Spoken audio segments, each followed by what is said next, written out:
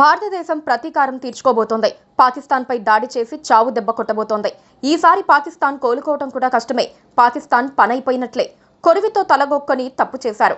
ఇలాంటి మాటలు అంటున్నది ప్రధాని మోదీ కాదు, హోంమంత్రి అమిత్ షా కాదు, కనీసం రక్షణ మంత్రి రాజ్నాథ్ సింగ్ కూడా ఇలాంటి మాటలు మాట్లాడటం లేదు. పాకిస్తాన్ పాలకులే ఈ మాటలు చెబుతున్నారు. భారత్ అని ఎవరైనా ఉచ్చరిస్తే వణికిపోతున్నారు. భారత్ పేరు చెబితే వాళ్ళకి వణుకొచ్చేస్తోంది. పెహల్గాం ఉగ్రదాడికి భారత ప్రభుత్వం ప్రతీకారం తీర్చుకోబోతోందని పాక్ ఆక్రమిత కాశ్మీర్ పెద్దలు, పాకిస్తాన్ ప్రభుత్వము చెబుతున్నాయి. భారత సైన్యం ఎప్పుడు ఎలా దాడి చేయబోతోందో వాళ్లకు తెలుసట.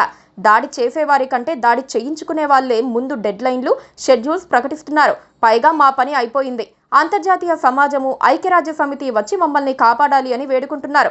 చంపేస్తారు దేవుడోయ్ అని గగ్గోలు పెడుతున్నారు. ఈ రాత్రికే దాడి జరగబోతోందని తెల్లారగానే పాక్ ఆక్రమిత కాశ్మీర్లో ఇంటింటా వినిపిస్తోంది. పైగా అటువైపు నుంచి పాకిస్తాన్పై దాడి చేసేందుకు ఆఫ్ఘనిస్తాన్లోని తాలిబన్లు రెడీ అవుతున్నారు.